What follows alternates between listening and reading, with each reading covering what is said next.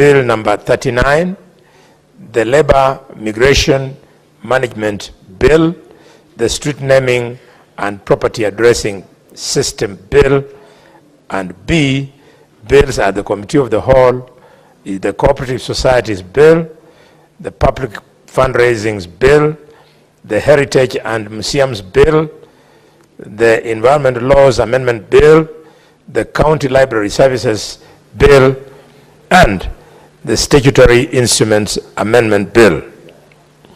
And C, there are motions which include report of the Standing Committee on Division and Intergovernmental Relations on its inquiries into the state of markets in Vihiga and Bungoma counties, arising from a statement that was sought by Senator Godfrey Osotsi MP and Senator David Wakoli MP. And two, the motion on the progress of report of the Standing Committee on National Cohesion, Equal Opportunity and Regional Integration into an inquiry on the diversity and inclusivity in the staff composition of state agencies in Kenya.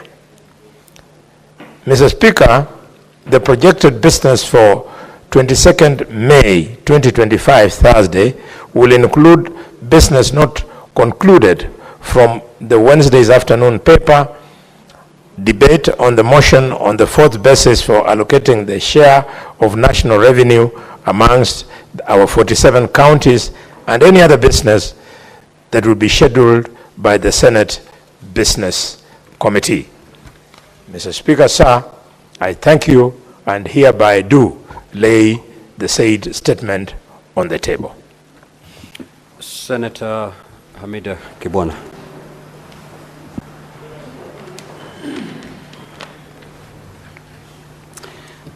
Thank you, Mr. Speaker. My statement is regarding rising cases of unwanted pregnancies due to ineffective contraceptive methods.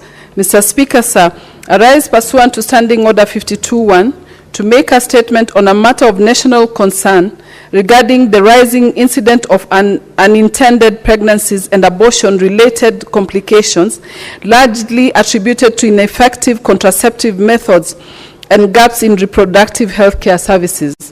A recent study titled Incidence of Induced Abortion and Related Complications in Kenya, conducted by the Africa Population and Health Research Center, APHRC, in collaboration with the Ministry of Health and international partners, reveals that Kenya recorded over 1.4 million unintended pregnancies in 2023. Alarming 35% of women who used emergency contraceptive pills still conceived, raising serious concerns about the efficiency, availability, and appropriate use of contraceptive options within our health system. Mr. Speaker, sir, the study, which covered Nairobi, Kisumu, Mombasa, and Nakuru counties, paints a grim picture of unmet needs and stigma in reproductive health. It recorded 793,664 abortions in 2023, representing a rate of 57.3 per 1,000 women aged 15 to 49 years. The highest abortion rates were reported in Nairobi and Central Kenya at 78.3 per 1,000 women, followed by Nyanza at 69.4 per 1,000 women, and Western at 55.6 per 1,000 women, while Coast and Northeastern regions reported the lowest rates at 38.7 per 1,000 women. Mr. Speaker, sir, social stigma continues to surround contraception, especially for young women who are often branded immoral despite being sexually active and in need to protection. The study found that 58% of the women interviewed were married, and among these, 32% had 2 or more children. This disproves the myth that contraception is only sought by, this disapproves, the myth that contraceptives is only sought by unmarried or promiscuous individuals. In reality, it is a fundamental health and family planning necessity. The study also exposed serious gaps in post-abortion care.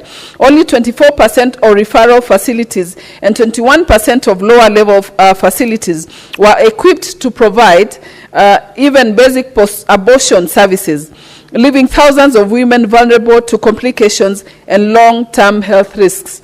Mr. Speaker, sir, in the light of these findings, I urge the Standing Committee on Health, in collaboration with the Ministry of Health, to consider initiating an inquiry with a view of addressing the following. Number one, the distribution, quality, and effectiveness of contraceptive methods available in public health facilities across the country. Number two, access to reliable and long-acting contraceptive options, particularly in underserved and high-risk regions. Number three, public education programs to combat stigma and promote informed reproductive health choices among youth and families. Finally, the availability of comprehensive post-abortion care in public health facilities, including staff training and improved supply chains for critical services. Protecting the reproductive rights and health of women and girls is not optional. It is national imperative. We must act urgently to address this crisis and strengthen our reproductive health care systems, address this crisis and strengthen our reproductive health care systems. I thank you, Mr. Speaker. Before we move to comments on these statements, I'll call upon the chairperson, Agriculture, to lay a paper on the table.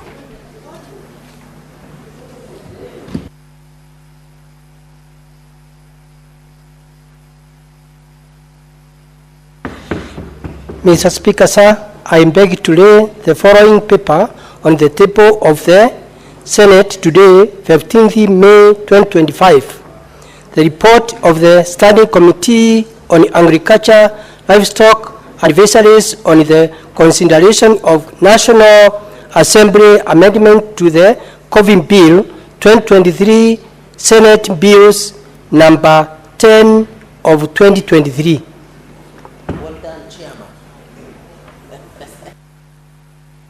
Now we'll move to comments. The Honorable Senator Richard Onyonka. Senator Essie Okenyuri.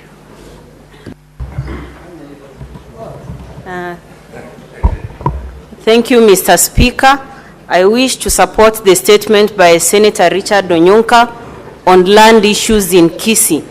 Mr. Speaker, land issues in Kisii and Nyamira Ras-Gusii region is not a new phenomenon, and most of these issues are actually emanating from cultural issues. Mr. Speaker, even when such cases actually drag all the way to court, some have taken 10 to 15 years. Reason being, generally the society, most members have strong attachment with the land that has been acquired from their grandparents, great-grandparents, and as a result, most are not willing to participate in succession of land, Mr. Speaker. So I feel the ministry needs to work closely, especially with the land registrars, to conduct civic education on why succession needs to be done earlier, so that we don't have cases which are dragging in court, Mr. Speaker, and in some instances, we see people who are putting injunctions in court to even bar dead bodies from being buried, Mr. Speaker. And largely this is affecting women because women are being married to those families. Some are not able to accept that they're already part of those family institutions, Mr. Speaker. So this statement by Senator Onyonka is very timely, and it calls for the ministry, the land ministry, to take this issue seriously, so that we sensitize our people on why succession processes need to begin earlier, on why they need to report some of these challenges before they get out of hand, Mr. Speaker. I support that statement. Thank you. Senator Beatrice Akinyi. Thank you, Honorable Speaker. Honorable Speaker, I want to support the statement by Senator Shakila Abdallah. This is a statement on the acquisition and utilization of land for the construction of the LAPSET project, Honorable Speaker. Honorable Speaker, the issue of compensation has been a nagging problem, especially with government agencies, Honorable Speaker. The question we keep on asking ourselves, Mr. Speaker, sir, is why does the government put in a request or a need for land and then fail to put a budget for the same compensation of land, Honorable Speaker? This is a process that really disadvantages the landowners, Honorable Speaker, because they are given notices to leave. The projects are initiated, Honorable Speaker. The projects sometimes get completed even before members of the public are compensated, Honorable Speaker. The most outstanding issue in this case, Honorable Speaker, is that a requirement, an initial acquisition was made of 390 acres, Honorable Speaker, but they ended up using 28,000 HA of land, Honorable Speaker. So how do they then make use of land that they have not even been paid for? Honorable Speaker, it is on this same floor that have indicated in the past that there are even a number of markets in this country. One of them is in my county called Kodumba Market, Honorable Speaker. That is a market still on leasehold, on freehold, Honorable Speaker. The members, the owners of this land were never compensated, but the government and the county government, my county government, even collects cess from that land, Honorable Speaker. To me, this is an injustice to the people of Kenya, and particularly, Honorable Speaker, this LAPSET project, Honorable Speaker, there has been use of so much money. Why they use this land of these people and they never compensated, Honorable Speaker, is unfair. So I support that the land owners must be compensated not only for the land, but for even the property that was on that land. Honorable Speaker, I support. Senator Newton. Thank you, Mr. Speaker. I rise to support or to comment on the statement raised by Senator Agnes Modama about suspension of the sittings of the County Assembly of Machakos.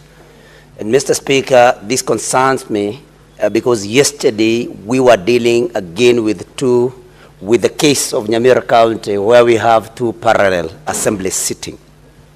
And Mr. Speaker, we must rein in these county assemblies and the county governments that, Mr. Speaker, are not observing the rules as per the Constitution. But Mr. Speaker, if you may, there is a statement yesterday that was raised by Senator Omtata of Busia County related to an procedural withdrawal of about 19 billion Kenya shillings from the consolidated fund. And Mr. Speaker, I feel that we need to comment about this because the procedures, and Senator Omtata placed... Senator Newton, yes. That's not one of the statements in the order paper today. I beg your indulgence, Mr. Speaker. If there's nothing to say on the statement, so kindly yield. Okay. So, do I have your permission to continue with... Not on the statements that are not in today's order paper. Okay. So then, Mr. Speaker, I beg then to sit down, but you remember I had requested yesterday that we needed to talk about this because, Mr. Speaker, 19 billion is not pocket change. Honorable Newton. Yes, Mr. Speaker. You may proceed on the statements that have been sought today. Okay, Mr. Speaker, nimesikiza ground. Thank you. Senator Beth Siengu. Senator Fernandez. Mr. Speaker, thank you. From the onset, I want to support the statement by the Kisii Senator. Mr. Speaker, we need to open inquiry into this issue of land dispute. Mr. Speaker, you remember almost 6 people were killed in Angata Baragoi in Narok County. Up to today, Up to today, Mr. Speaker, it's so sad that those people have been buried and forgotten. No one has been arrested. Even the police officers that turned rogue, Mr. Speaker, has never been arrested today. So this issue of dispute of land and killings, Mr. Speaker, I request through the committee of joint, you should, Mr. Speaker, with your indulgence, understanding order number 1, direct the committee of lands and national security to handle this matter, Mr. Speaker. We have so many people who are crying in Angata Baragoi, Mr. Speaker. They have been evicted, Mr. Speaker. Apart from structural evictees, Mr. Speaker, this issue of people being killed, whether it is cultural or it is criminal, to me, Mr. Speaker, these are criminal elements, Mr. Speaker. Even as the souls of 6 Kenyans in died to Angata Baragoi, Mr. Speaker, and many victims who are injured, Mr. Speaker, it is so sad that today as a house, Mr. Speaker, there is no even progress report on the investigations of many Kenyans who were killed in Angata Baragoi over land dispute, Mr. Speaker, and I hope this matter will be handled. Secondly, Mr. Speaker, and I want to challenge National Land Commission, because I know the region where you come from, the coast. We were discussing even about the absentee landlords, Mr. Speaker.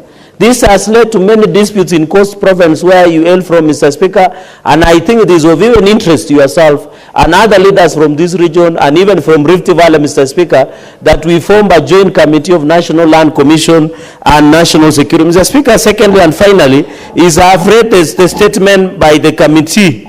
Mr. Speaker, you need to give direction. There was a petition on compensation of residents affected by construction of Kamosor Nyaro Road. It was tabled on 17 July 2024. Mr. Speaker, it has violated the 60 days rule.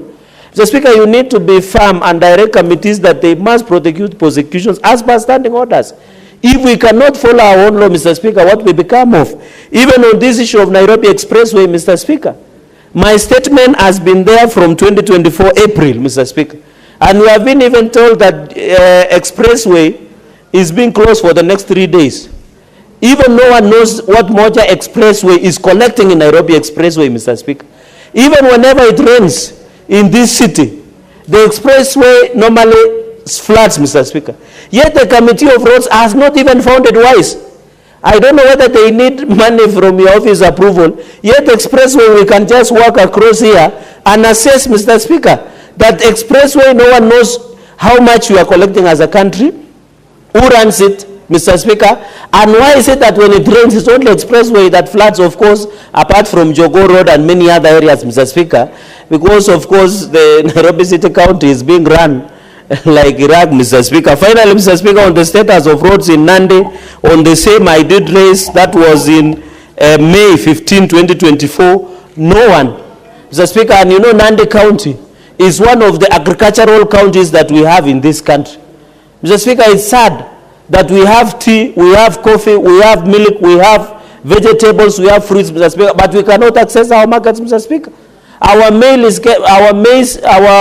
is getting spoiled because the poor, pathetic roads, Mr. Speaker. Mr. Speaker, you need to call to order these committees.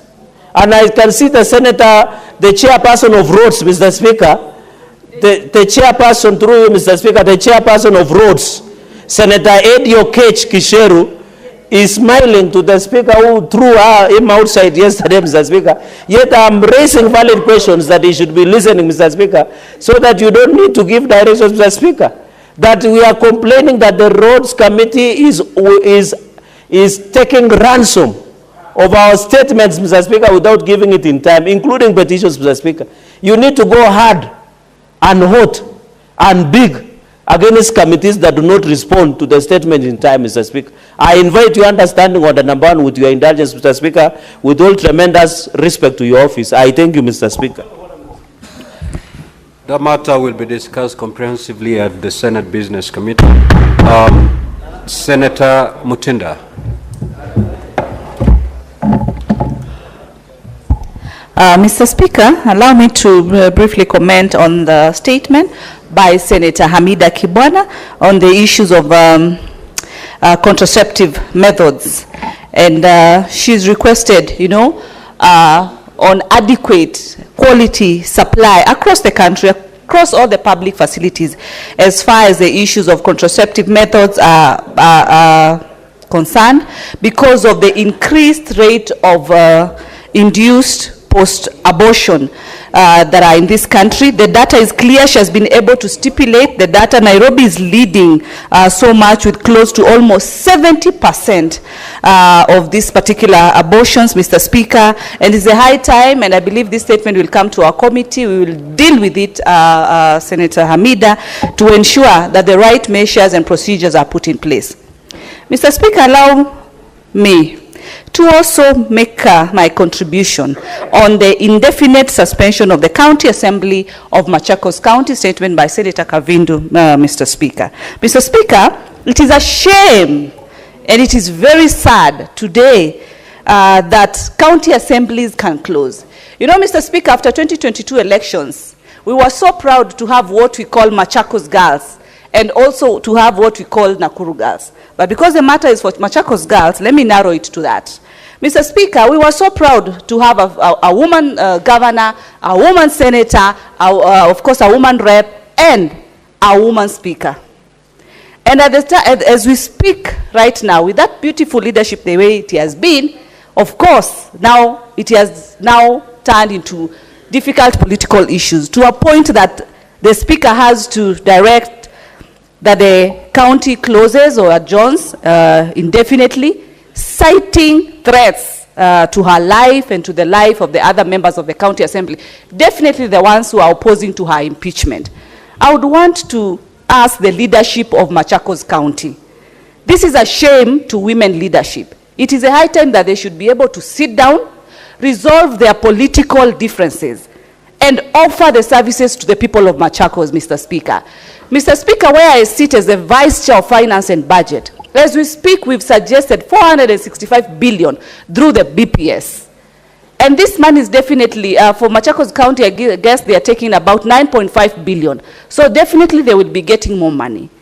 If the people of if the County Assembly of Machakos County cannot pass their budgets, how are they going to ensure that they're going to offer services to the people of Machakos County who elected them and ensured they're in those offices? They are still earning salaries, and they have adjourned their sessions, and they had a calendar which was well stipulated that was to go up to the 14th of May, Mr. Speaker.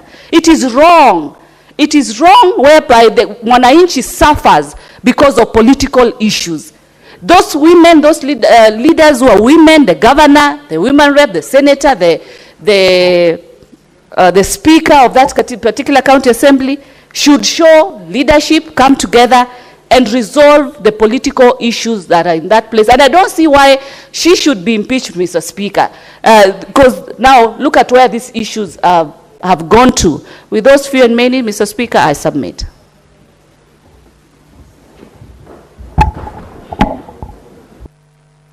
Senator Boni. Thank you, Mr. Speaker, for the chance. I would like to reflect on the statement by Senator Hamida on the use of contraceptives and how it is related to unintended pregnancies and abortions. This is a very important matter because it's right at the heart of the productive age of our women. And without reproductive women, there can be no country called Kenya 10 to 20 years from now. Mr. Speaker, I therefore would like to appeal to the Senator to consider using her resources and office so that access to contraceptives is not misused and abused and misunderstood.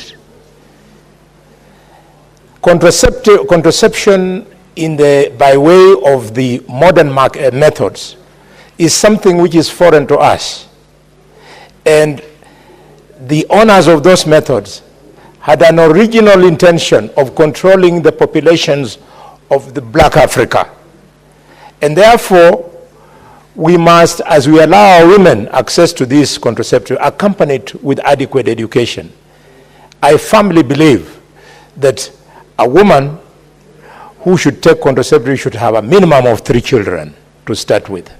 And number 2, that the traditional methods running from cultural rights to family care should be able to help girls not get the so-called unintended pregnancies.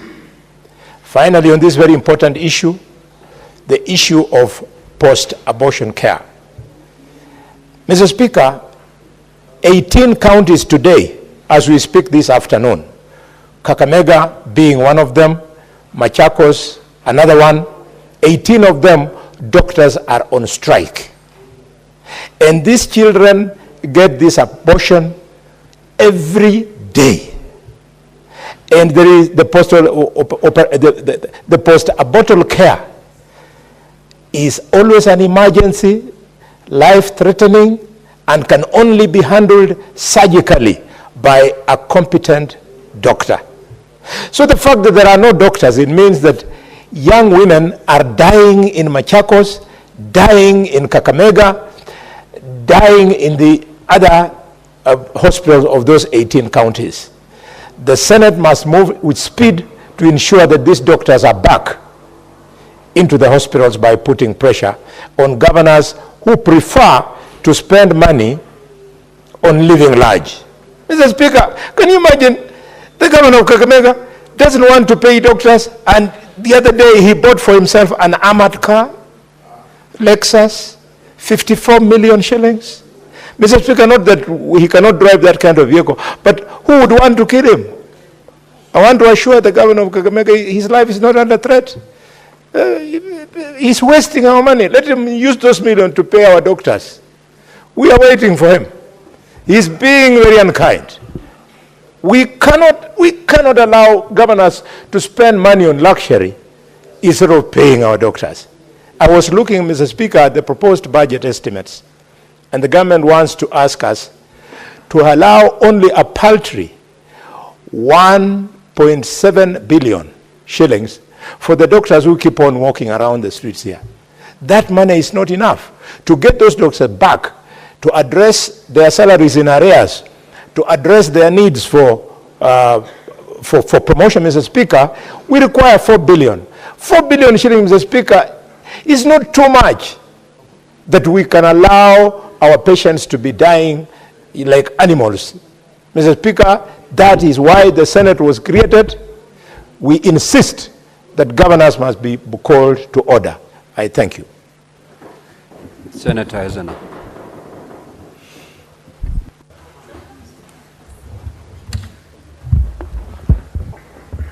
Thank you, Mr. Speaker, and I rise to contribute to the statement by Senator Shakila on the LAPSSET issue in Lamu County. Mr. Speaker, it is very important to note that taking land away from our citizens without any form of compensation or relocation directly disenfranchises these citizens and therefore denying them their dignity. We have a similar issue of the Yamo Dam, which I've spoken about on several occasions in this house, which is actually in my village where I come from. And after the construction of the dam, the compensation has been a headache up until now. And even worse, the piping of this water went through several farms, including those of my neighbors. And upon telling them that there was no compensation, there are already huge piping holes that were done in these farms that would cause soil degradation, that affected the environment of those farms, and most of them were farming areas. During this rainy season, we ended up not having our neighbors farm or plant any crop because of the effect of the holes that were dug around their farms. And it's so sad that the government itself does not understand that where their freedoms end, the rights of the citizens begin. And Mr. Speaker, our mandate as legislators is to protect and represent the citizen that elected us to these houses. I think, in my opinion, because when it comes to rural electrification, the LAPSSET, the construction of roads, dams, and other social amenities, we have the Committee of Land sitting in Nairobi in a committee room discussing these issues.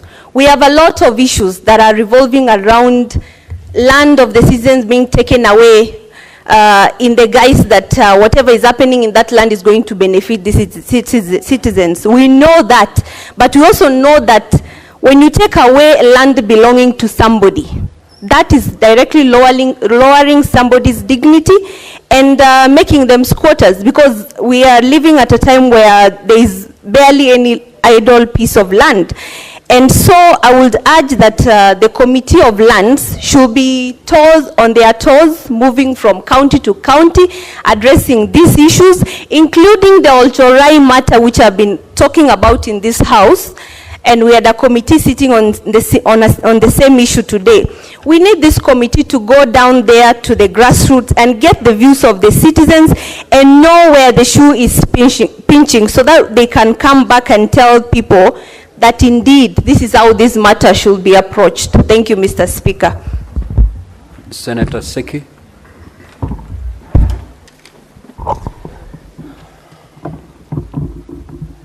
Thank you very much, Honorable Speaker. Let me also take this opportunity to thank and even to agree on the statement sought by Senator Agnes Kavindu from Machakos County. I want to agree on the issues that has been raised in this statement, that we really need to think about what is happening in our counties, especially county assemblies, exactly at this time, Honorable Speaker, where we have county assemblies approving budgets of county executive and the entire county. This is a big threat to the county governments, and this statement has come at the right time where we want to seek the indulgence of the Committee of Devolution to look at these issues critically, because maybe there could be some issues of legislative gaps, and these are the things that bringing up the county governments and the county assemblies to bring all these rankles between themselves. And I really wonder, Honorable Speaker, because we had the same problem yesterday, where we had a motion on the issue of Nyamira County, on the same issues that are coming up in our county assemblies. And these are things that we cannot even understand, because there are also laws and there are systems and agencies of government that need to protect devolution. Honorable Speaker, this statement has come at the right time when we have also issues in our county assemblies and even in the Senate itself, where we have issues that is threatening devolution, Honorable Speaker. We remember very well that the functions of county assembly, function of the county governments is being threatened. And this is devolution that is being threatened. We really need to look at it more than how we are looking at it today, or even how we are handling as a Senate. Otherwise, Honorable Speaker, we have a lot of issues that needs to be looked at, because county devolution is being threatened, even by national government, Honorable Speaker, whereby we have issues on roads, we have issues on health, we have issues on education. So many problems that are coming up, which are functions that has been devolved.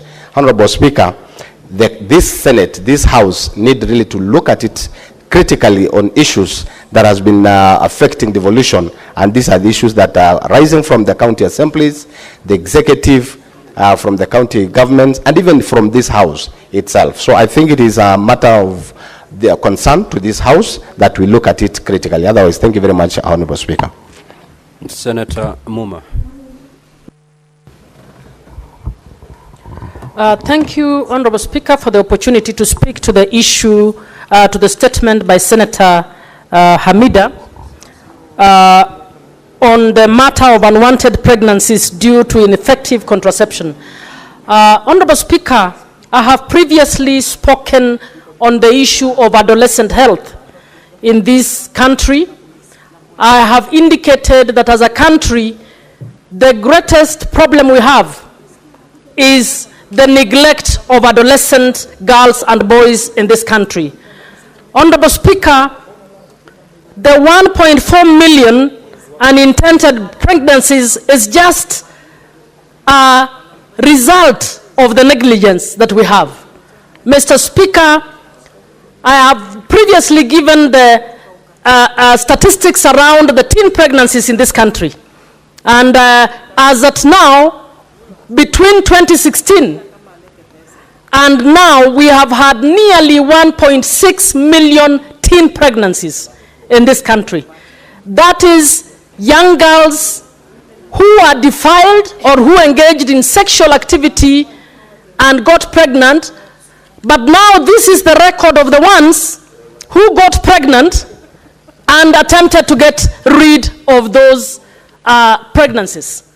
Mr. Speaker, I wish we would look at this issue not in a siloed manner, but as a matter of killing our future.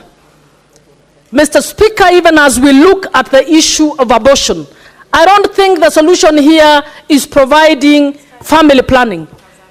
The issue here is what programs are we putting in place to safeguard the livelihoods of our children. Mr. Speaker, of those who are pregnant, I'd like to tell you we have 150, among them aged 10 and 14 years. Those are going to be mothers. And yet in the Ministry of Education, we have no program on sex education. Mr. Speaker, this information and more information that keeps coming around pregnancies, abortions, is a call to us to stop continuing with the policy of no sex education in schools. Mr. Speaker, we need to have sex education in schools. We need our girls and boys to be told the consequences of casual sex. We need our girls and boys to be told we have offenses like defilement. That somebody having sex under the age of 18 is actually criminal in this country. Mr. Speaker, I have taken an interest in the justice sector to find out whether we have 1 million prosecutions of the girls who have been defiled, because those are the pregnancies that we have. Mr. Speaker, we don't even have 100. What does that show? That even our own law about protecting children, we are not interested in implementing. So for this girl who is 14 and is pregnant, she has just been told, give birth and go back to school, or go back to school with your child. Mr. Speaker, this is the biggest problem that we have. If you look at the HIV statistics, the highest transmission rates now are among 14 and 19-year-olds, the same cohort. But we are moving on. We think the biggest problem here is anything else. In my view, the biggest problem in Kenya is the neglect of the adolescent girls and boys. And this is only showing what is happening. How did we end up with 1.4 abortions? Mr. Speaker, is also because our health system is not designed to receive adolescents on their own and take care of them. So what happens? We have, particularly in Nairobi, we have a parallel illegal health system on the streets where girls are getting fake family planning, fake P2 pills, and many of them are actually going to be hurt, and they are going to have infertility problems. Who is peddling this? We have enough fake doctors within our systems purporting to manage adolescents because our health systems are not friendly to adolescent services.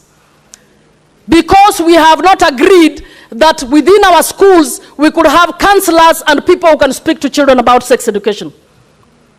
Because we think within our churches, if we speak to our girls, we are trying to train them the wrong thing. No, what we are doing, we are killing our future.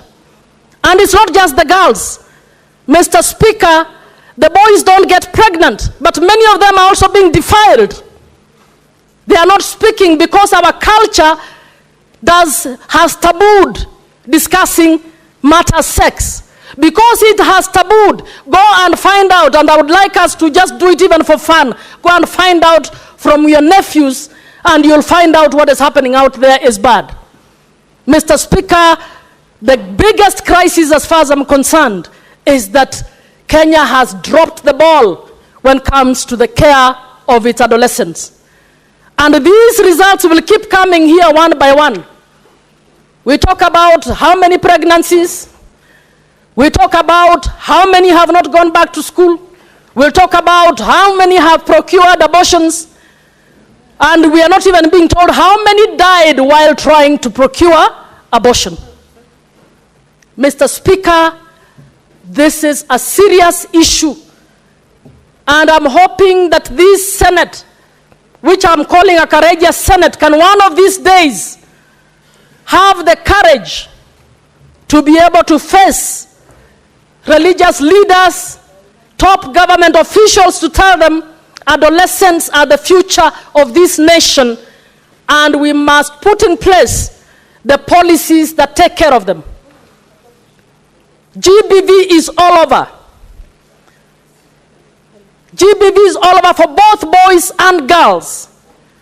But that is not a big deal. We are not discussing it. So I'm calling all of us on order to seriously start looking at your own statistics.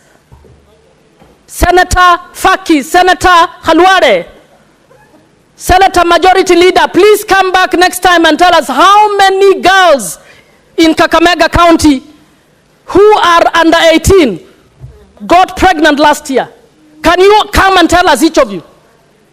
Senator Majority, I was talking about, please next time tell us how many teen pregnancies did we have in Kericho? How many of these abortions happened in Kericho? I want us to start personalizing it. Then we will see how serious it is. I also want you to go and ask the Minister for Education, how many of the kids who got pregnant are back in school? Last year I went to Bungoma County. Senator Wafula is not here. In 2023 alone, we had 5,000 teen pregnancies in Bungoma. That is how many schools? If you are talking of a school that has 1,200 learners, those are about 4 schools full of pregnant people. Mr. Speaker, I'd like to thank Senator Hamida for bringing this issue, but it is a big issue that I think we need to start looking at holistically, and we need to ask the committees on health and committees on education to look at it from the lens of adolescence, to look at it from the lens of both boys and girls, to look at it beyond pregnancies and abortions, to look at it as an issue of violence against adolescents. And if you do so, we will realize that we need to do something about it. And Mr. Speaker, I will be going to the task force, to the Nancy Baraza task force. I am glad it's being headed by internal security. And Senator C.S. Murkomen is, I know, is in charge of security. We would want matters of the safety of girls and boys in this country to be treated as an issue of internal security. And that policy should extend and put a budget line and a policy in place to ensure that the safety and security of our girls and boys is taken care of. Thank you, Mr. Speaker. Senator Olekina. Thank you, Mr. Speaker. Mr. Speaker, I rise to make some comments on, particularly on the statement, I believe, by Senator Hamida Kibwana on the issue of pregnancy in school, or unwanted pregnancies in school. Mr. Speaker, I think all of us here are missing the point. You know, we can stand here and lament and make all beautiful statements and condemn certain individuals, but we are not going to the root cause of the problem. The statement presented by Senator Hamida has given statistics, and they have said that Nairobi County is leading in unwanted pregnancy by 78%. And they said Nyanza province is 69.4%. They also talked about Central province, 78.3%. Mr. Speaker, the most important thing for us to ask ourselves is, what is sort of like similar in all these counties? The rate of poverty in these counties is very high. Because when you ask yourself, who are these young girls who are getting pregnant in Nairobi? It is the informal sector. It is in public schools. If you go to private schools where the rich take their children, where we take our children, the rate of pregnancy there is quite low. Because those kids are educated, those kids are given activities to be able to take. We are not.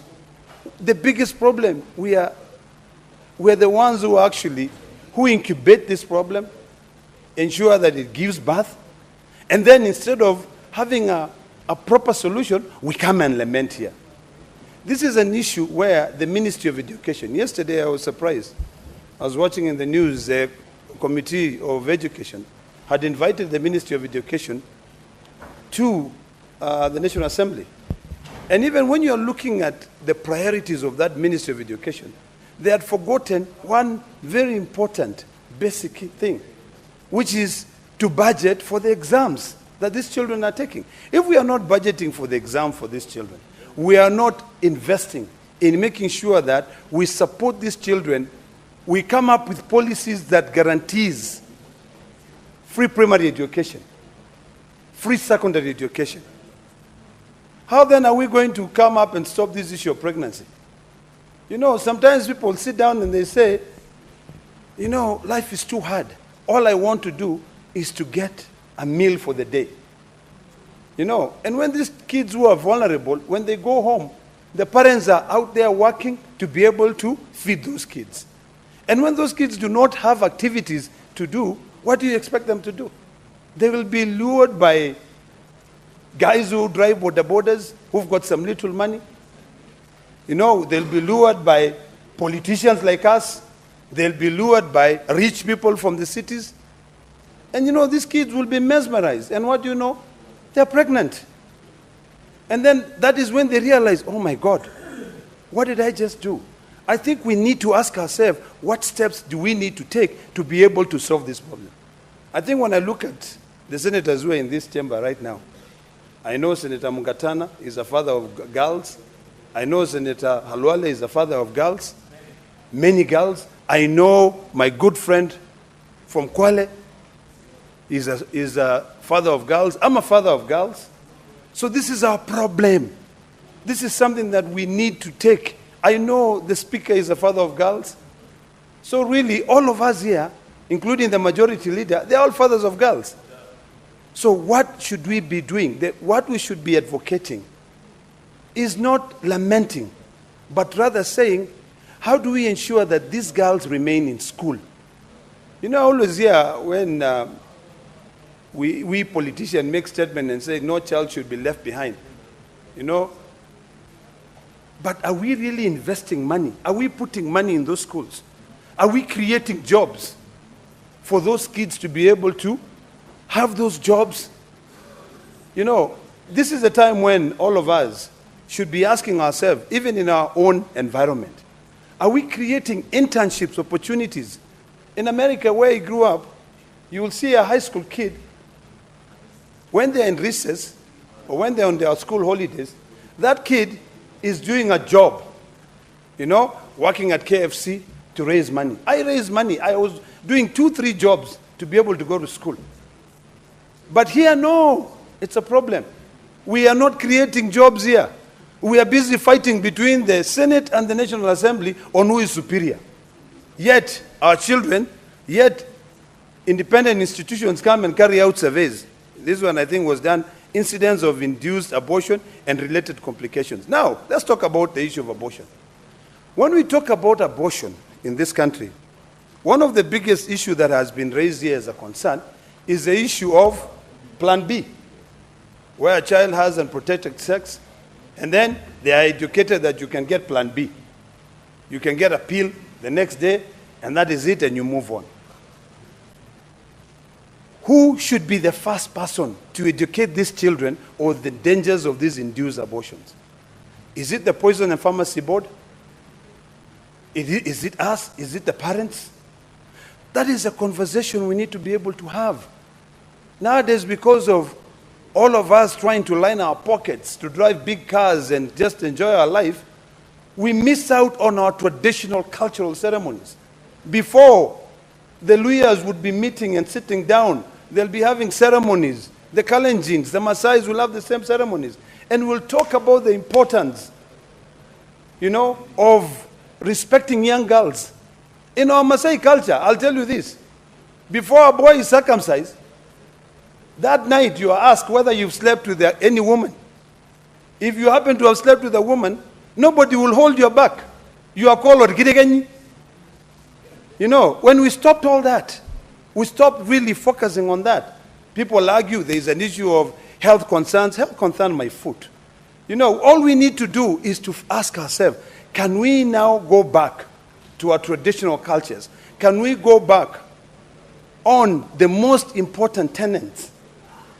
What holds this community? Otherwise, Senator Muma will be coming here and lamenting and telling us, give us statistics. Give us statistics for Narok. Give us statistics. But are we going to eat statistics? No. I really feel the pain that my good Senator Muma has, the way she's feeling so passionate about this issue. But are we solving the problem? The problem is one. All of us must now put our foot down and demand that these kids, we must have free education in this country. We must support our public schools. Yesterday I was hearing that we have so many teachers who are interns and they cannot be absorbed because there is no money. What do we need to do? I think, Majority Leader, it's about time that we start realigning our own existing resources. We start looking at ways that we can absorb these children, creating cultural things. In fact, the only thing that politicians do now is to be able to sponsor soccer tournaments. You'll sponsor soccer tournaments, and you know what? You are eyeing 2027 because you want to bring people together, play soccer, give them T-shirts, give them balls, and then tomorrow you'll remember, oh, I'm the one who sponsored a soccer tournament in the whole of Narok County. Instead of us investing in mentoring activities, the women, the professional women's here, what we should be hearing is that we have a problem. And to solve this problem, we must go to the root cause of this problem. These kids are idle. These kids are poor. Their families don't even have food. They are lured. So we agree and say, what do we do? What activities do we give these children when they're on school holidays? But if we stand here and we say, Senator Ledama brings statistics of the children in girls in Narok who are pregnant, what are those statistics going to help you with? Nothing. Of course, they can inform you when it comes to the issue of decisions, but if you cannot solve the basic problem of ensuring that that child is busy, talking to that child about her future, talking to that child, when we were growing up, the most important thing was for you to finish school, get a white-collar job. Now, we don't need to get white-collar jobs anymore. We can be creative. We can be creative. In the Maasai culture, we can use our tools, make beadwork. The women in our culture, I'm told that I have some girls from Sikanani School here, and I hope that they'll still be around. We just invested about 120 million by the national government to build a bidding center. I hope this bidding center can take these girls there, mentor them, so that even if they don't get jobs, they can be able, in future, they can be able to make money for themselves. So, Mr. Speaker, I support this statement, but apart from just giving statistics, I think it now behooves all of us to start thinking and saying, what are we going to do to ensure that we promote free primary and secondary education, and we introduce mentoring programs to help children understand their sex health. Thank you, Mr. Speaker. Senator Mungatana. Bwana Spika, ningependa kusema machache kuhusu mimba za mapema za watoto wetu. Bwana Spika, kule kwetu tunatoka Tana River, shida hii bado ipo. Na hii inaongezwa nguvu na tabia ya kuoa mapema ambayo inafanyika. Ningependa kuchukua nafasi hii kwanza kushukuru koti zetu za upande ule wa Tana River. manake koti nyingi zimekwisha wafunga watu, na ile akili ya kwamba mambo ya kushika watoto imeanza kuingia. Lakini kwa muda mrefu, Bwana Spika, mambo haya yalikuwa yanaendelea. Kwanza ningependa kuwashukuru sana wale ambao wote wanahusika katika kitengo cha machifu na assistant county commissioners, kwa sababu mbali na kufungwa kwa watu ambao wanahusika na kitendo hichi, tumepata a lot of watu wengi SCCs na machifu ambao wamefanya education kwa wananchi kila sehemu, na tunashukuru sana kwa sababu kazi hii inazidi kuendelea. Jambo ambalo tungependa kusema na ningependa kusema katika seneti hii ni kwamba wazazi na viongozi wa jamii tuache hii tabia ya kutafuta maslahi wakati ni watoto wadogo ndio wanaolewa mapema, watoto wanaharibiwa. Tuache kabisa hii tabia ya kutafuta maslahi. Tunataka watoto wetu wasome, na wale wazee ambao wanashika watoto ama wanajaribu kuwaoza watoto ambao wako chini ya miaka 18, koti zetu, machifu wetu wafanye bidii hao watu waadhibiwe. Jambo la pili na la mwisho kuhusu hizi mimba za mapema, Bwana Spika, ni kuomba sisi wazazi pia tuchukue nafasi kukaa na watoto wetu. Asubuhi kama watu wameenda shamba na jioni wamerudi, ama watu wameenda kuuza vitu kule sokoni na jioni wamerudi, ama watoto wameenda shule na jioni wamerudi, ama wameenda kuchunga mbuzi na ng'ombe na jioni wamerudi, tuchukue nafasi kukaa na watoto wetu. Dunia hii ambayo tunaishi, Bwana Spika, ni dunia chafu. Kama ni kwa mitandao, dunia ni chafu. Kama ni kwa mazungumzo, dunia ni chafu. Kama ni huko mahali watu wanakunywanga mapombe, dunia ni chafu.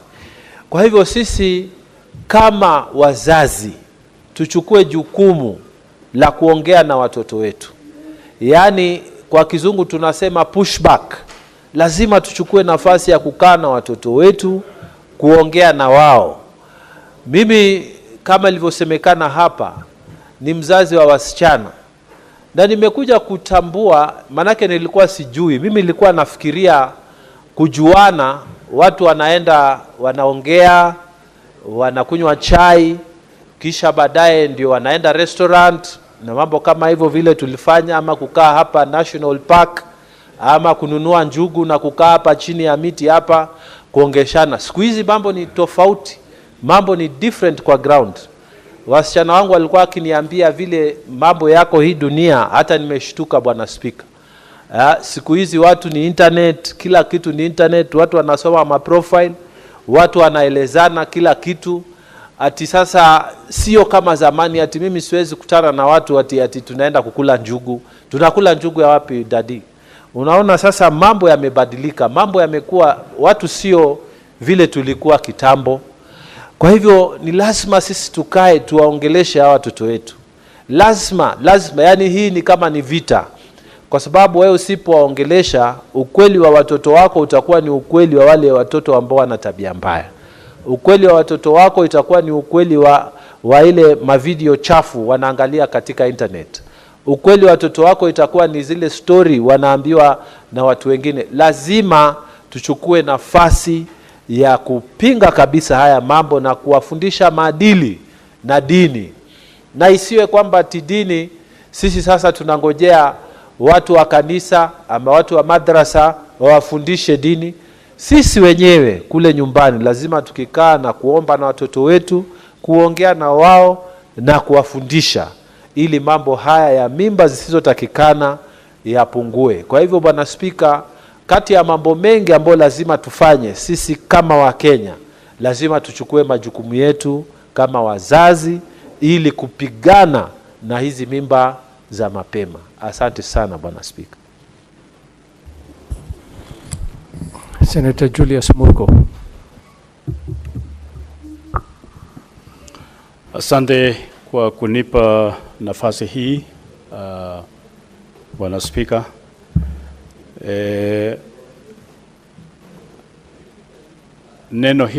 Neno hili la mimba ya mapema ni kitu ambacho shika mwendo sana siku hizi. Nadhani pamoja na yale wenzangu wamesema kwamba umaskini umezidi, na ndipo watoto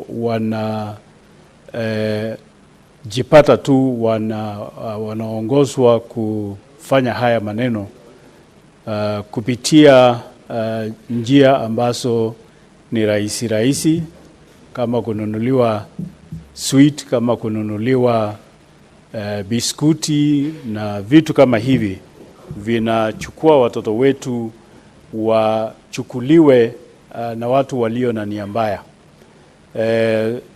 Njia ambayo imekuwa rahisi sana ni watu wa pikipiki hasa, ambao wanachukua watoto wetu kwenda shuleni, kwenda sokoni, kwenda pahali ambapo wanataka kwenda, na vijana fulani, watu fulani wanajifanya ni wateja wa kuwasaidia, hata saa zingine wanawachukua bure bila malipo, na kwa njia hii wanawatengenezea njia mbofu ya kuweza kuwakuta na kuweza kulala nao na kuwapa mimba. Na kule nyumbani baba na mama siku hizi hawajali kuketi na watoto wao na kuwaongelesha. Wamama kitambo kidogo ama zamani walikuwa wanaongelesha wasichana, hasa wasichana wale ambao wameanza kupata damu za mwezi. Wamama wanajua ya kwamba bila shaka watapata mimba wakati wowote, na kwa hivyo wanakaribia kabisa kuongea nao na kuweka maneno wazi, ili msichana ajue ya kwamba akilala na mfulana, akilala na mwanaume, mimba yaweza kupatikana wakati wowote. Na kwa hivyo sasa wamama siku hizi wameachia walimu wawe ndio wanakaribia watoto, na labda kanisani ama madrasa wanaachiwa waongeleshe watoto, na hao pia saa zingine wengine huko wanakuwa nyang'au ama wale ambao wataweza kutumia hao watoto vibaya. Na kwa hivyo kila pahali sasa ni hatari kwa mtoto msichana na mtoto mfulana pia, kwa sababu watoto wa fulana pia wameingia katika hali hiyo ya kutumiwa vibaya na watu walio na nia mbaya. Na kwa hivyo ili tuweze kukabiliana na hali ambayo tunayo sasa, ni kuongea na watoto kwa njia ambayo ni wazi, hasa baba na mama wenyewe waongee kwanza na wajadili juu ya watoto wao na mienendo ya kila mtoto vile anaenda, ili waweze kuwasaidia wasiweze kutumiwa vibaya na wajikute wana mimba. Na mtoto msichana akishapata mimba ni kama mwisho ya barabara ya maisha ya kesho. Hata ingawa tunapiga kiraka kidogo, tunasema aache mtoto pahali na rejee shuleni, lakini huyo ni mtu ambaye tayari ameumia. Huyo ni mtu ambaye hali yake ambayo yalikuwa vile alifikiria, vile alikuwa huru, vile aliota ndoto zake za maisha ya baadaye, yanaanza kudidimia na kuwa mtu ambaye amenusurika hali ambayo haiwezi kumwendeleza katika maisha yake. Pia wazazi au hasa wazee kuingia sana katika mvinyo na waweka katika hali ya kutojali. Wao sasa hawaoni watoto wao wanaelekeaje, kwa sababu wakati wanaingia nyumbani ni nyakati ambayo labda watoto hawako, wamelala ama hata wametawanyika, na kwa hivyo yafaa wazazi wajirekebishe kabisa ili waweze kustahimili yale ambayo yanaingia watoto wao kwa wakati wa sasa. Asante. Honorable Senators, the time for statements and contributions to statements has now lapsed. We will have to proceed to the next order. And at this juncture, we'll rearrange the order paper so that we defer order number 9 to number 14 and proceed to order number 15. Clerk, next order.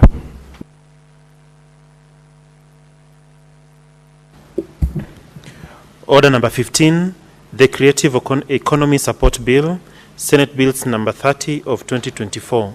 Resumption of debate interrupted on Wednesday, 14th May 2025, afternoon sitting. Senator Sige, you were on the floor of the House when this debate was interrupted, and you had a remainder of 4 minutes. Please proceed.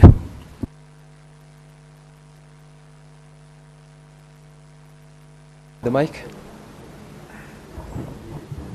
Thank you, Mr. Speaker. I will start from where I left yesterday, and I wish the sponsor of this bill, Senator Eddie Okech, who was in the House, because this is a proposal that I would like to make as regards the provision.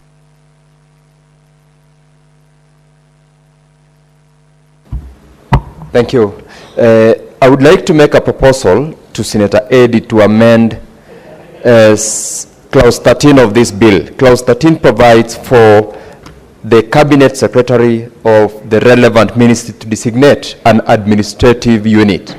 I'd like to propose that this be devolved to the county government so that the relevant CC member in the county government be permitted by law to designate relevant administrative unit within the respective department in the county government to serve as a secretary.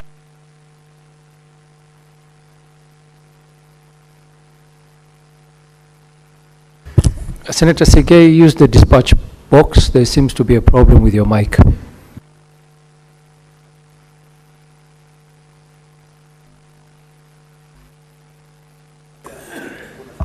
Thank you, Mr. Speaker. The Creative Economic Support Bill 2024, I had my contributions yesterday, and I would like to proceed from where I left. This is a proposal to the amendment to Clause 13 that provides for designation by the Cabinet Secretary of an administrative unit within the relevant or respective ministry to serve as a secretariat. To make sure that this bill performs the objectives as listed, the county government relevant CEC should also be given an opportunity in law to designate within the relevant department and a unit which will be required to run as a secretariat to the board. And I propose that even as Senator Okech runs through the proposals that were made previously by other members, this will be one of those which I feel is important and relevant in order to ensure that the management, administration, and also the aspect of registration and maintenance of the creative economy players in the sector are done not only at the national level but at the county governments as well. Under Clause 16, Clause 16 provides that a person who wishes to be a member of the guild, in this case we propose that it be amended to read council, shall submit an application in the prescribed form to the board. I further propose that this clause be amended in order to make sure that it is not only the individual who can who can apply to be registered, because we are aware that creative groups have got aspects where one individual cannot perform. We have got the acrobats who normally roll out their expertise along our streets. They should be allowed to register with the council as a group and benefit out of this process. So I propose that corporate membership be included in clause 16, so that dancers, players in a certain field, acrobats or actors who have registered themselves as a group are allowed to belong to the council and benefit from the administration and the management of the council. Lastly, because of time, I wish also to propose that under clause 626, the incentives to the members who have been registered under the council should trickle down to the county governments. And I propose that a clause be introduced that will permit the county governments to be involved in the day-to-day management and administration of relevant creative economic sectors. This is the only way where we will ensure that, besides giving the responsibility to the county governments to set up in departments and facilitate by giving a budget, they also have a secretariat that will run. Because as it is right now, this bill do not provide for what role and how are county governments going to be involved in this particular implementation of the proposals of the bill. This way, we will be ensuring that whatever is done at the national government, if it is devolved, there is a unit within the county government that is involved in managing. And Mr. Speaker, I wish, as I conclude, to once again congratulate Senator Eddy for coming up with this very timely bill, and urge members to support in order to make sure that we also look at how we can monetize, how we can create the so much job opportunities that we desire, and make sure that we formalize this sector so that people do not see it as a part-time or as another sector which we can get employment, but one of the main source of employment to our youth, the current and the future. Mr. Speaker, I thank you and I support.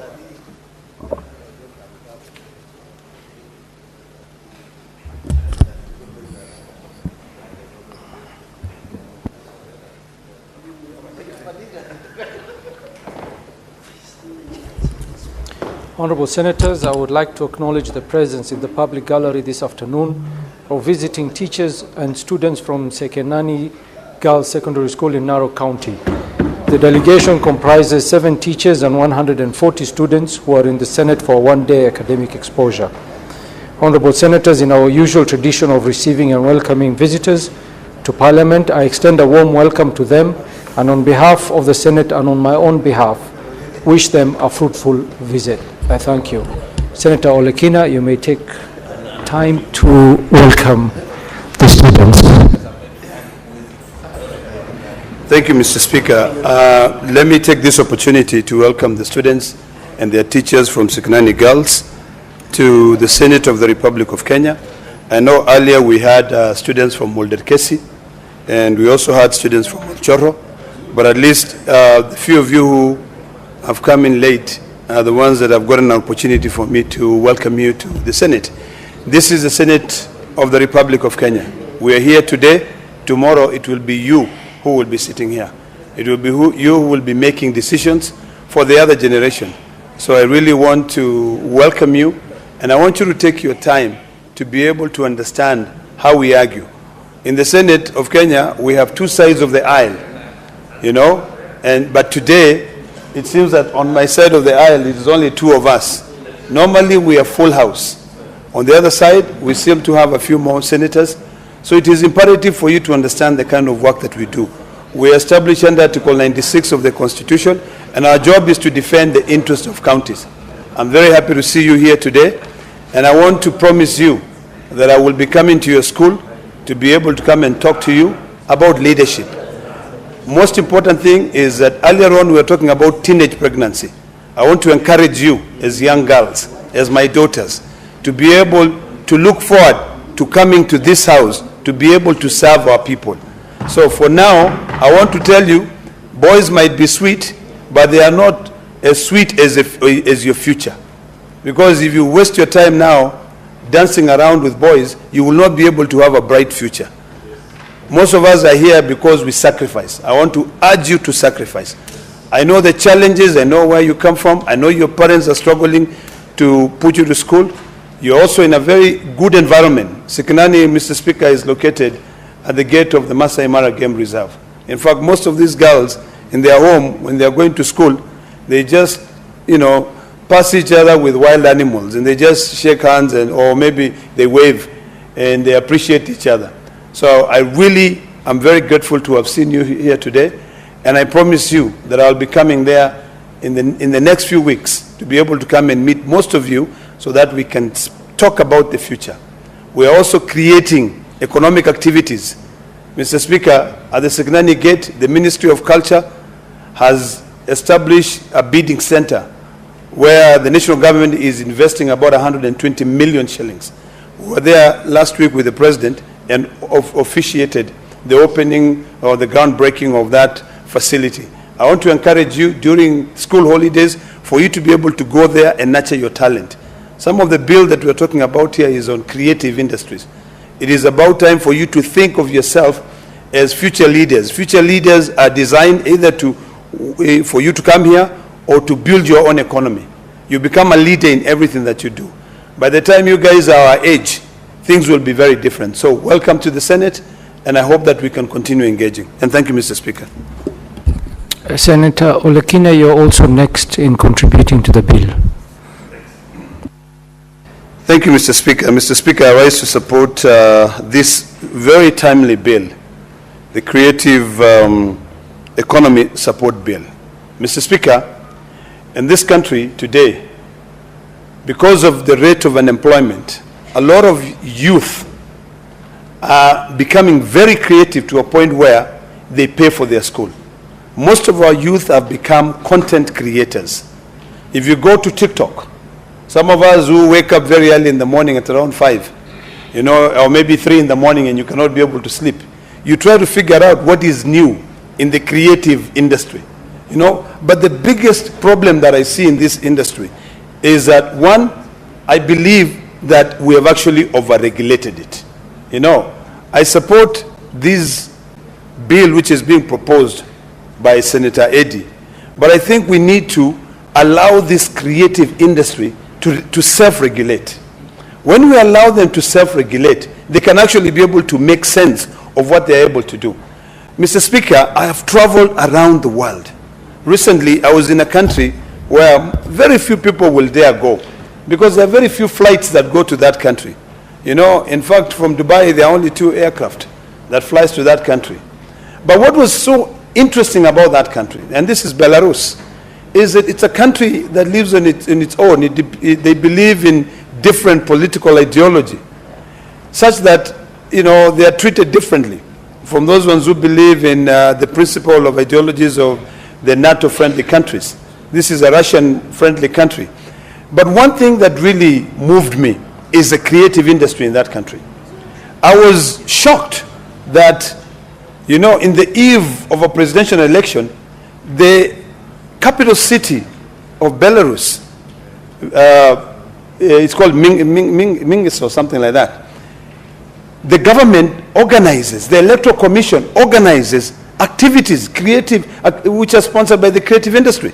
They organize dances, people come there and dance. They are reminded of their history. They are reminded where they have come from, the challenges they have come from. Most of that country economy was decimated during the Second World War. Everything was brought down. There was nothing in that country. So they had to rebuild everything. So when you invest in the creative sector, you encourage people to be able to, not to be idle, to be able to come up with activities. Yesterday, Mr. Speaker, I got a text message from a young girl, a Maasai young girl. She calls herself DJ Queen. And she said, please, Senator, allow me, or can you please help me to be able to perform at the upcoming Madaraka Day celebration. And I know it's going to be held in Homa Bay, so I'm going to be reaching out to the presidential units to be able to ask whether they can allow this young girl to showcase her talent. She makes her living by singing. I know so many young girls who are looking for jobs, they cannot be able to get jobs. But these young girls, when they look for jobs, if they cannot be able to get jobs, they get into the creative sector. I have a young girl called Fabi Lekanaya. She also does the same thing. She goes out there and creates. What is the best way for us to be able to support these young girls? For them to be able to have money? Some of these kids come from very poor economies. Is it over-regulating? Is it by setting up an advisory board or setting up a corporate to be able to manage them? My view is that that would be the wrong way to go. And I'm going to be having a conversation with my good friend Senator Eddy, that we should not over-regulate. We should not set up a board, most of them who are not even from the creative sector, to be able to govern the creative industry economy. We should allow this creative industry around all the 47 counties to self-regulate. We should allow county governments to play a critical role. I long for the days when we used to have a national choir.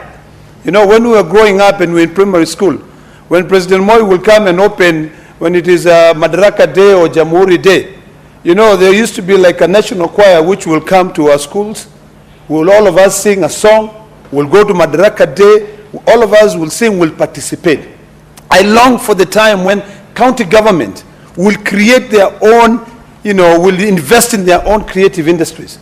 When you live abroad, Mr. Speaker, I lived in a small town called Concord in Massachusetts, and every Christmas holiday, you'll find all the fine artists coming to perform. The little town of Concord will sponsor, the businesses will sponsor these young people to be able to come there and do their performance. This is where we want to go. Towns have bands. Those bands, these people are paid to be able to be in that band. If we now over-regulate and we now say, let us set up a board that sits in Nairobi to regulate the creative industry, we are killing that creative industry. I think what we should do, because we're a country that is struggling to be able to create jobs and to look for jobs for these people, let's allow them to use the internet for free. Let us not tax the internet whatsoever. Let's allow them to build their content.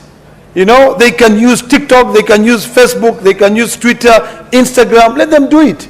I come from a school of thought that believes that we should never tax something which is free. The internet connects us.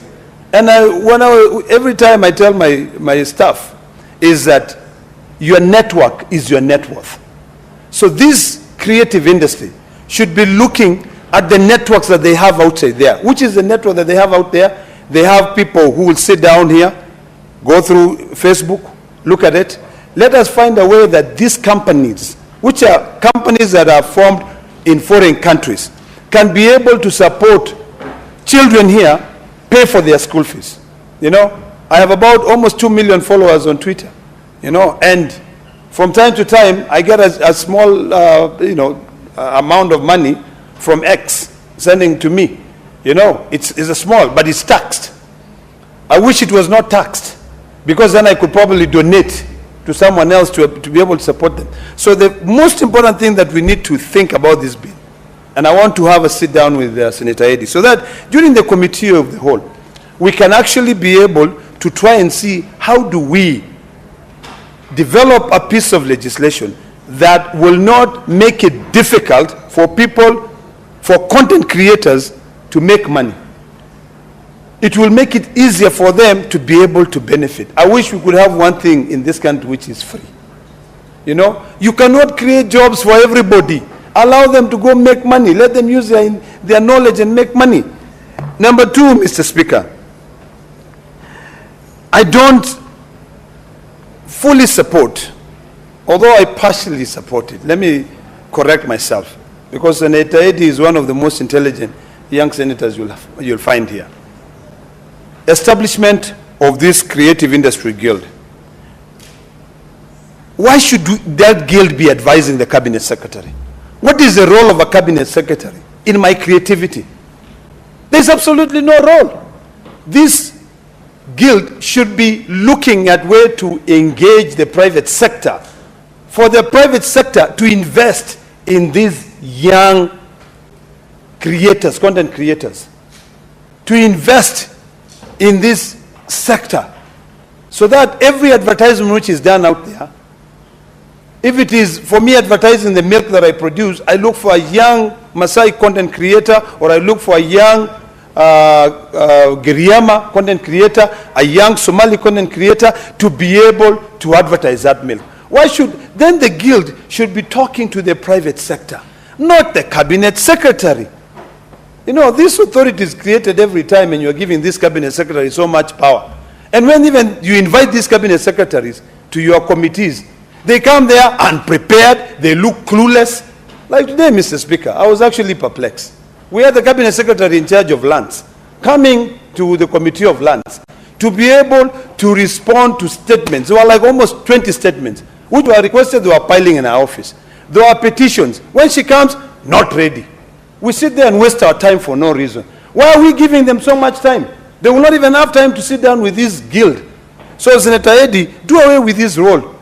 We don't need the cabinet secretary to be involved in everybody's business. That's why I keep on saying we are over-regulating for no reason. Mr. Speaker,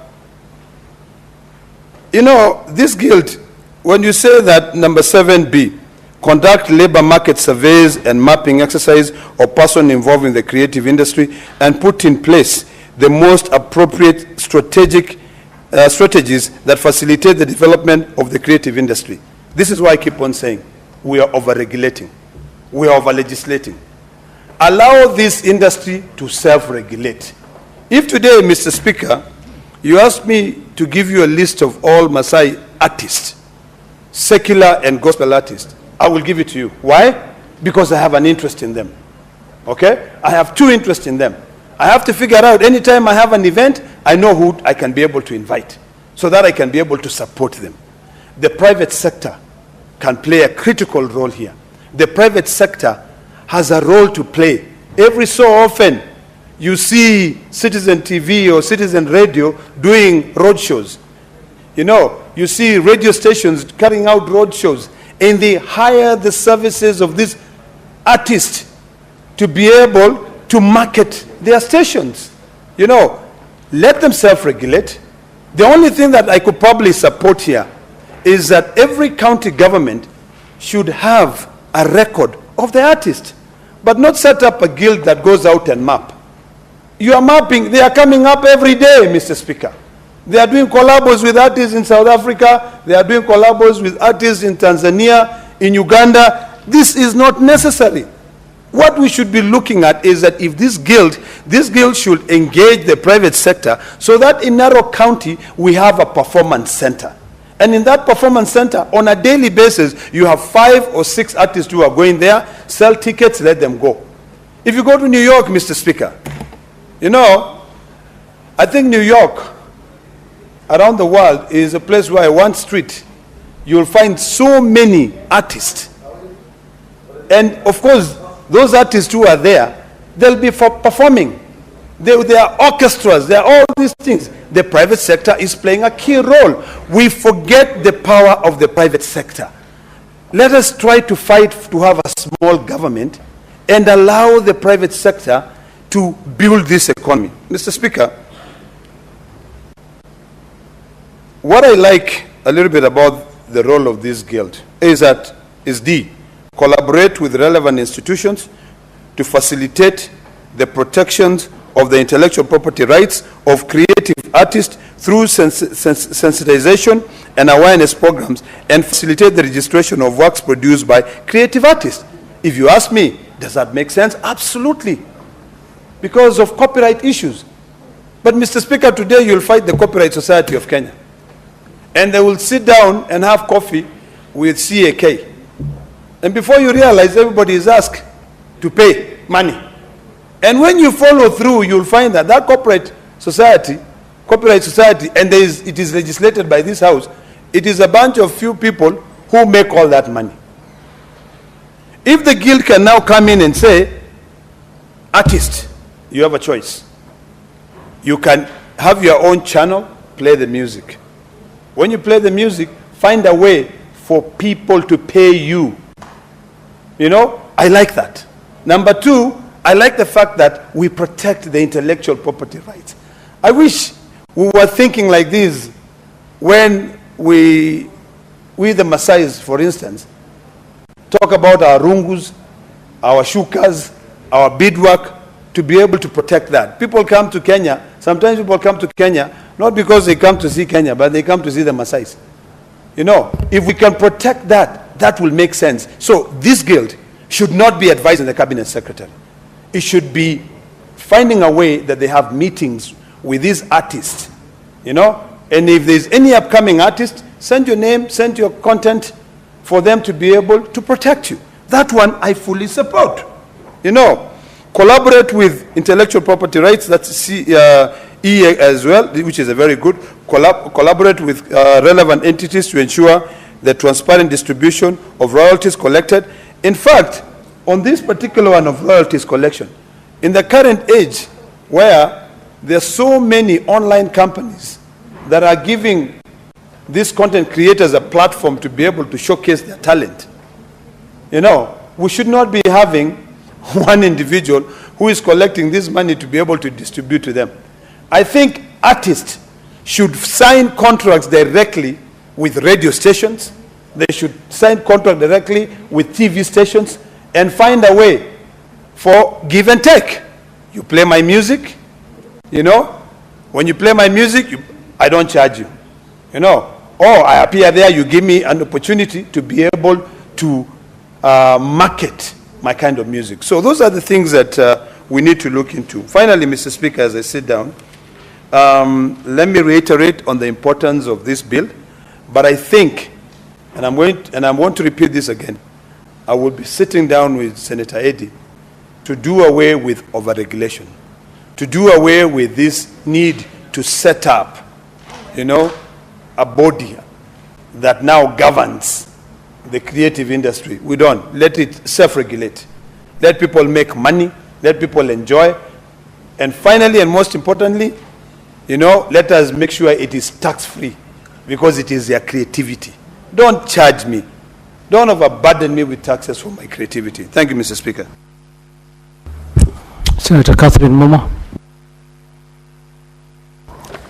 Thank you, Honorable Speaker, for the opportunity to contribute to this bill by Honorable Senator Eddy Okech. Mr. Speaker, I'd like to congratulate the Senator because I think the creative industry in Kenya is largely emerging and growing on its own. You will agree with me, Honorable Senators, that as a country, we have not invested heavily in recognizing the broad different aspects of creative industry and investing in it enough to grow the industry. Mr. Speaker, the enactment of a law on the creative industry provides an opportunity for us to have a policy direction in dealing with issues that relate to creatives. And following up to what Senator Olekina has said, I would urge that this policy direction should be more facilitative than it should be about regulation. And so I support the passing of this bill, but would urge that we look carefully at instances that might claw back what we want to do by over-regulation. So I'm glad that Eddy has come up with it, and the greatest things we need to do here is to provide opportunity to the sectors, different sectors, to ensure that we increase opportunities and an equitable access to these opportunities to ensure that our young people, even older people, our cultural people are able to participate in the creative industry in a manner that can actually benefit them and also benefit the country. Looking at the provisions of the bill, Honorable Speaker, I will make time to actually provide my written comments. I have looked through the bill, and I would want to caution a little bit on close-ended drafting. Mr. Speaker, if you come to clause 2 on definitions, you can see that the definition of the word creative industry says it means all activities or trade by persons that produce artistic, cultural, or innovative goods and services, including fashion, publishing, advertising, crafts, music, audio, visual, and performing arts, video, film, and imaging, photography, gaming, and animation, and graphic design, and web design, and so on. But even in all this naming, I'm sure you can think of others that have been left out. One that I can think of is just artworks. You know, the clear art, the drawings that people make and sell, or paintings that people make and sell. That is art. We have many others. Even plaiting of hair is an art. So I would want, and I would urge Senator Eddy, that we must, in our definitions, ensure that the definitions are open-ended enough to be more inclusive rather than exclusive. The same comment goes on the clause that actually provides for the membership of the guild. The clause that is providing for the membership of the guild has actually named various people who should form the membership of this guild. You have a principal secretary relating to trade industrialization. I don't know why must it be trade, why not culture? You have somebody nominated by an association representing the largest number of persons in the film industry. How do you define that? There is one person nominated by the association representing the largest number of persons in the music industry. What parameters do you use to determine that? You have one person nominated by the association representing the largest number in the fashion industry. Now it has picked what it has named there. I'm wondering whether that style, I'm glad that he's actually naming different bits, but I don't know whether that style is clear enough to deliver the people we want. Do we want those in film association and the film industry and their associations to elect one among them to represent? Or how do we determine what is largest? Largest means what? So we need to be careful about that. When you look at that clause 8, Roman I, it talks of an advocate of the High Court of Kenya nominated by the Law Society of Kenya. I don't know why open-ended like that. We might have wanted, if we must have a lawyer, we might have wanted a lawyer who has competence in intellectual property rights.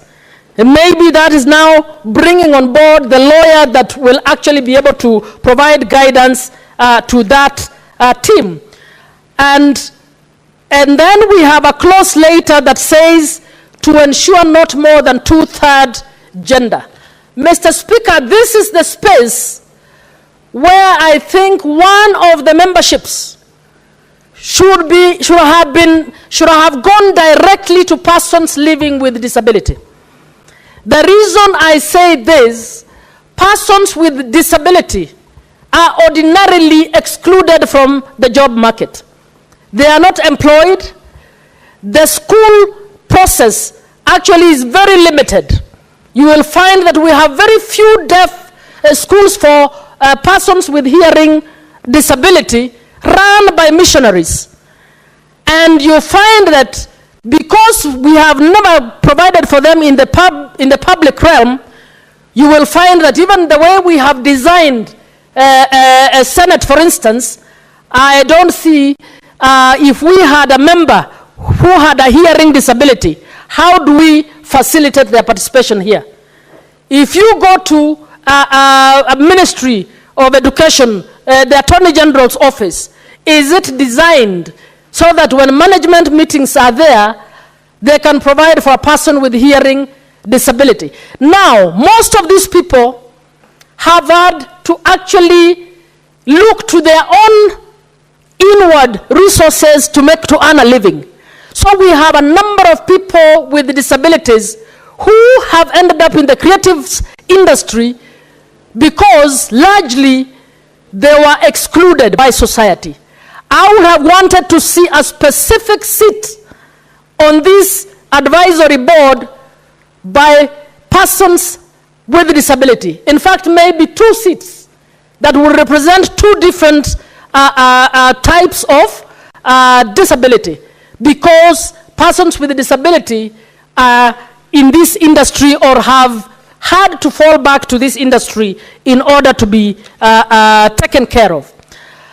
Mr. Speaker, when discussing the mandate of the national government and each county at clause 3, the bill talks of creating an enabling environment through support, direct and indirect.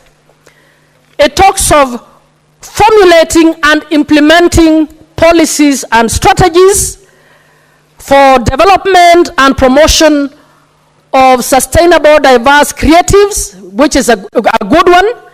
And just a typo on that clause, that B, I would say national and county levels, add an S there of government, not level of government. When you come to clause C of that, clause 3C, it talks of promoting the development of entrepreneurship skills for persons in the creative industry economy through programs offered institutions of higher learning. If you say institutions of higher learning, you then limit it to only some cadre of the institutions. I would urge Senator Eddy to simply make it to be in education and other learning institutions, so that we can start thinking of introducing creatives even in early childhood learning. We can actually have spaces that will be able to have children participating in drama, in theater, singing and things like those. So we should not make it an issue just of higher learning, because this is about nurturing talent. When it comes to E, it says review existing international and domestic trade policies, practices that hinder. I'm sure that whoever is drafting this, you can see there are some wording missing there. You should say to eliminate practices that hinder the growth of the creative industry, and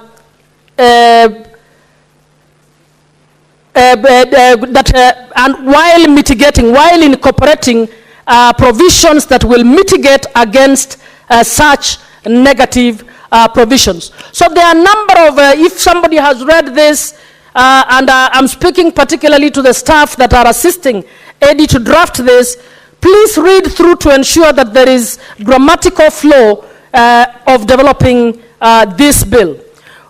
When it comes to clause 4, it says the Cabinet Secretary shall establish and maintain an online platform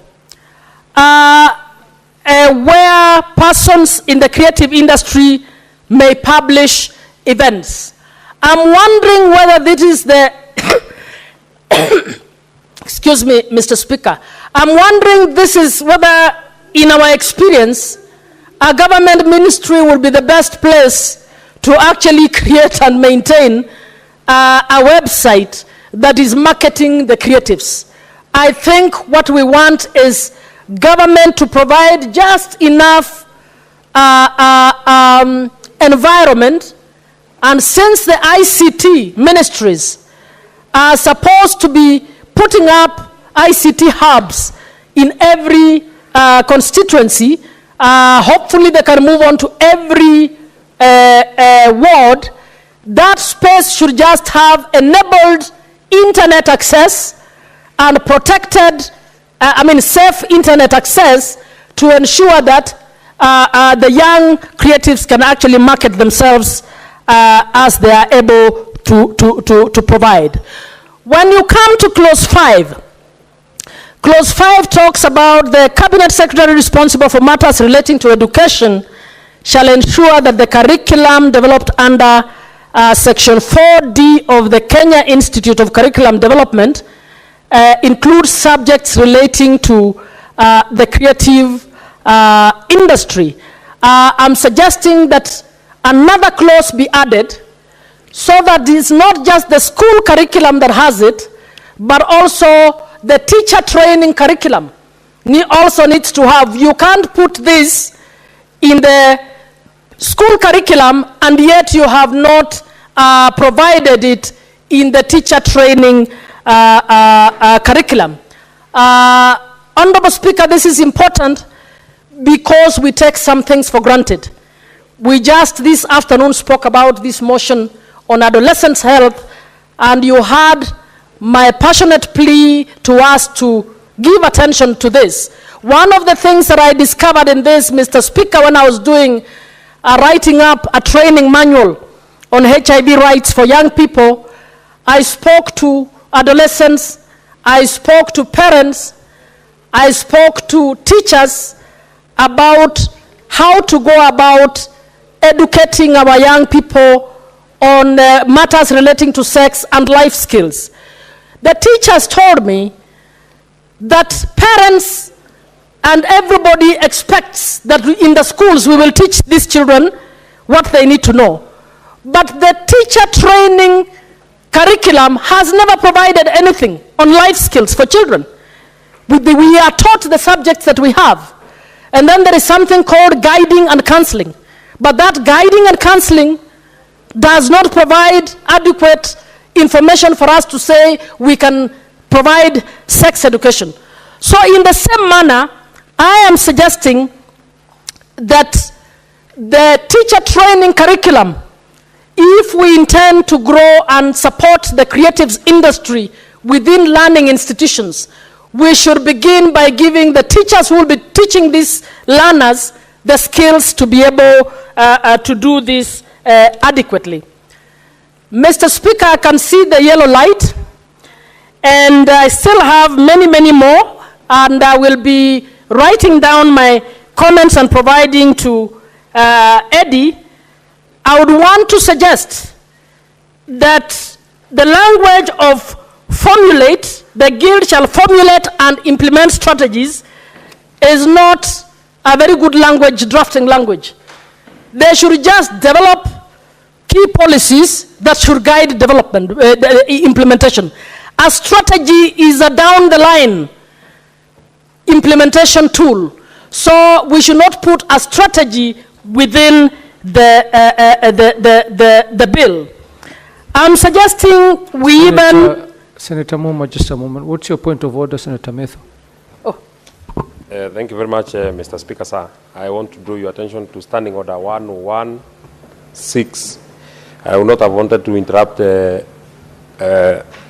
Senator Catherine Muma, but she keeps referring to some person as Eddie. And I can see our standing orders provide that a senator shall refer to another senator by the name senator, the name of the senator. I think it will be proper that she refers to the owner of the bill as Senator Eddie, rather than just refer to him as Eddie. I know he's a fairly young man and probably qualifies to be a son, but since he's a senator, I think it is fair that we just refer to him as Senator Eddie. Thank you, Honorable Speaker. That is very well noted. I wish to tell you that I have the highest regard for you young people here. And when I say it is just a show that it's a colleague. But I have no offense meant in that. So it is Senator Eddie that I'm referring to. Now I'll give the last one, and then the rest I think I'll give. I'm proposing we delete clause 7E. Clause 7E, and there'll be a few others, suggests that the Guild will collaborate with intellectual property rights enforcement agencies to ensure the enforcement of intellectual property rights of creative artists. What is this saying? We already have enforcement agencies, but through this clause, we are giving another enforcement mandate to this guild. What are you going to do? You're going to cause confusion, because the guild will start saying it is the one that is supposed to enforce matters relating to intellectual property. So whoever drafted this, please look at it a little on that. F says collaborate with other relevant authorities. Collaborate with the relevant authorities to ensure the transparent distribution of royalties. Again, matters royalties needs to be thought through properly, so we provide a clause where we are ensuring a process that is transparent, just, and fair for the collection of royalties that relates to the artworks and the works of the creatives. Mr. Speaker, I have many more detailed bits which I hope to sit down and write and hand over to Senator Eddie. But I want to commend him for this and to say, Honorable Speaker, that where we are with bloated public service, with ghost workers, with issues of lack of integrity in employment, we must provide a facilitative role for our young boys and girls to be able to earn a living out of the creative industry. I support. Thank you. Senator Karen Nyamu. Thank you very much, Mr. Speaker. Mr. Speaker, I'll begin by saying anything that supports our young people, anything that helps them commercialize or put into money their creativity, this House should support. And I want to say that by definition of the creative industry, we need to expand that. There's new upcoming spheres in that space that are not captured in this bill. Mr. Speaker, these days we have influencers, very young people in our country who are earning money by influencing others to purchase a certain product. We have creatives who may not yet have had a contract to influence, but they have TikTok accounts where they express their creativity and they have viewership and who have potential to monetize that. We also have a very popular one these days called tea vendors in the social media and in the internet that are also monetizing this tea. And Mr. Speaker, tea is another name for gossip, or just talking about what's happening in the society. And sometimes they could cross a line and talk about people's personal lives, but Kenyans have proven to be very interested in what's happening in celebrities' lives and their families. And this tea has also been monetized. We have Gedaiga Wachai, a very young man who has risen very fast in popularity. Senator Methu must know him. And he's just a representative of young people who just come up, be themselves. Senator Karen Nyamu, would you like to be informed by Senator Methu? Yes, Senator Methu can inform. Very well. Just to inform Senator Karen, because she has mentioned Githaiga Wachai, and has said that I must be knowing him. For sure, I know Githaiga Wachai, and I actually met him today at a place that we were launching a party, and he's a is a member of our party and is running for a political position. So he's making the best out of the name that he has created in that arena of chai. Thank you, Senator Methu. I think everything that Senator Methu has told me, I already knew. I know the young man is actually vying for a seat in Zimmerman. We are not sure if he's a member. He could be shopping for a party. No, he already came to do. But that might not be final. Anyway, Mr. Speaker, that is not part of what I was saying about this bill.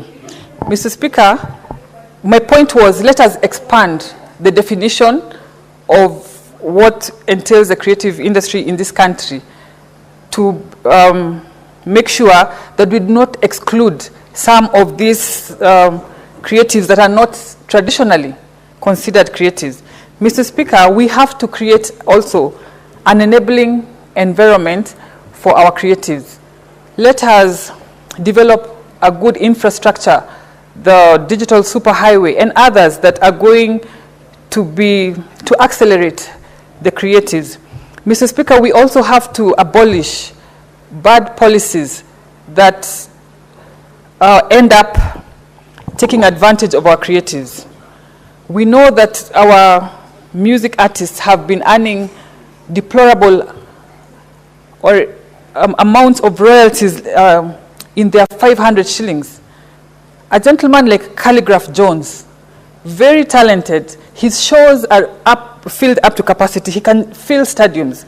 And you do not imagine the kind of royalties he earns, 1,000 shillings or such amounts, Mr. Speaker. We have to do away with MS, what is it called? MS, this music body that regulates, or Senator, he has left. We have to do away with bodies that are taking advantage of our creatives just because we do not have a framework. Mr. Speaker, we also need to give market access to our artists. You know, we need to facilitate them so that they can have market access outside the country and everywhere in this country. And we have to support this creative economy. In the country, it is still a baby. I know we say it has grown, but to me, we have barely scratched the surface. There is huge potential. You know, in Kenya, we are experiencing a youth bulge. And a youth bulge means that a certain demographic where it applies in our country, it happens to be the youth, they are the biggest or the highest percentage of the population in a country. We have to take advantage of this youth bulge. Youth bulge can be a resource or it can be a danger depending on how ready a country is for that kind of demographic. And these are some of the policies and laws that can create an enabling environment to have youth absorbed, to have them busy, and building the economy. And with that, Mr. Speaker, I want to support this bill. I want to congratulate Senator Eddy for being very progressive and thinking about our youth and our creatives. Thank you. Senator Peris Tobiko. Thank you, Mr. Speaker. Mr. Speaker, I rise to support the bill by Senator Eddy on the creative economy support bill. Mr. Speaker, the creative industry in Kenya is one that has made the difference between starvation and food on the table, Mr. Speaker, for very many young Kenyans, Mr. Speaker. It is an industry where your socioeconomic background will not matter or does not hold you back. Because once your talent is recognized by the audience or once you have found a way to connect with the people, you can monetize it and make a living out of it, Mr. Speaker. We have seen some people like Elsa Majimbo reach a global audience, and change their lives for the better through the power of the creative industry and the audience on their phones.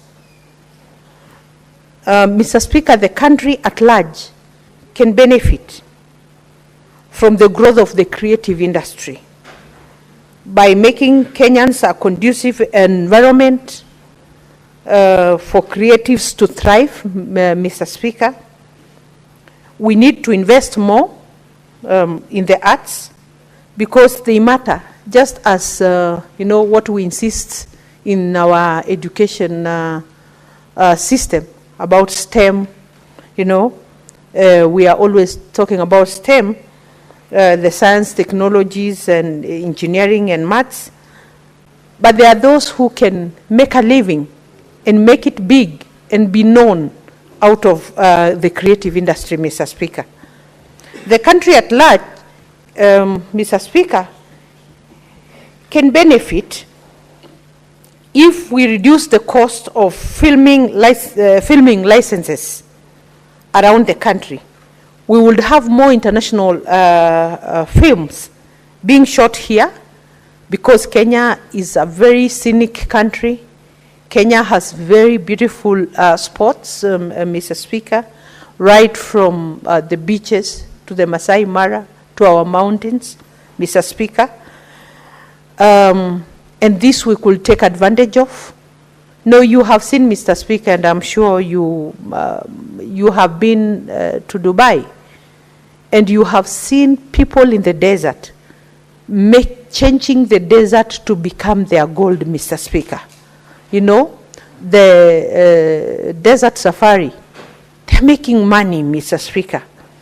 In this country, we could also use the beautiful Kenya for the creative industry, Mr. Speaker, to make a living for people and to bring in foreign exchange that is really needed in this country. And also, this filming industry and the creative industry is a selling point for Kenya, Mr. Speaker. It will depict Kenya, they will depict Kenya in their films, and many people will want to visit Kenya. I remember this film that was shot somewhere in the very arid parts of Kajiado called Saikeri, and it is sold, and it's still selling, Mr. Speaker. This is what we are talking about. Our creatives, our country's brand, Mr. Speaker. They are our brand ambassadors, Mr. Speaker, to the world, whether we acknowledge them or not, Mr. Speaker. And I think we can harness a good name for this country just like we have harnessed and made a name out of the athletes, Mr. Speaker. These creatives... Senator Chute, what is your point of order? Thank you, Honorable Speaker. I rise pursuant to Standing Order 41. We don't have a quorum. No. And these proceedings should not continue. Thank you, Honorable Speaker. You are a sadist, honestly. Clerk, do we have quorum? Do that? Sergeant at Arms, ring the bell for 10 minutes.